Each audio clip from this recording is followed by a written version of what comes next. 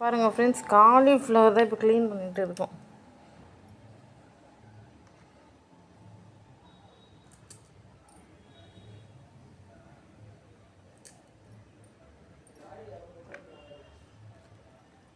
கொஞ்சம் மங்களாக இருந்தால் பூச்சி இருக்கும். அது ஒயிட்டாக இருக்கும்ல, இதுமாரி பூ தான்.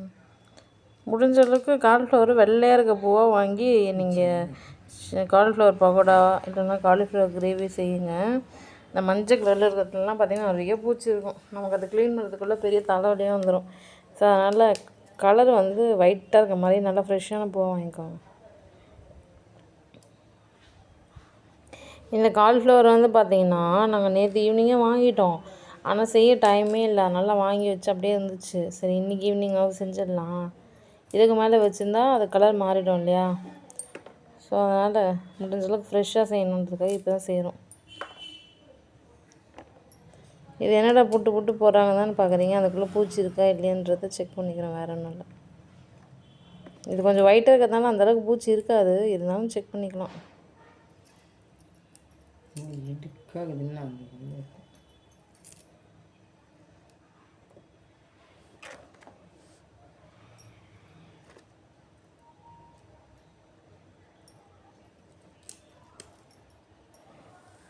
இதெல்லாம் வந்து இந்த மேலே இருந்துச்சு, அந்த காலிஃப்ளவர் மேலே தூக்கி போட்டுடலாம், வேஸ்ட். இதெல்லாம் இந்த பூ மட்டும்தான் யூஸ் பண்ணுவோம்.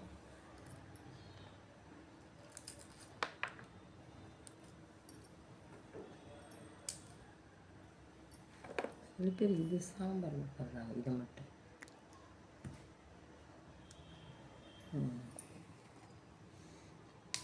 சரி, இந்த மாதிரி காலிஃப்ளவர் ரெசிபீஸ்லாம் பற்றி நீங்கள் தெரிஞ்சுக்கணுன்னா இந்த சேனலில் சப்ஸ்கிரைப் பண்ணிவிட்டு நாங்கள் வீடியோஸ் அந்த செக்ஷனில் வந்து போய் பார்த்தீங்கன்னா ஃபுல் லென்த்தி வீடியோஸ்லாம் போட்டிருக்கோம்.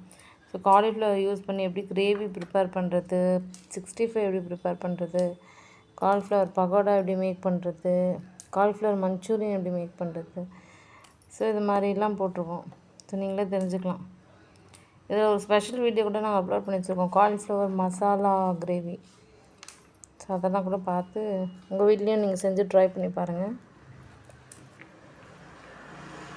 எல்லாருக்கும் தேங்க்யூ சொல்லுமா.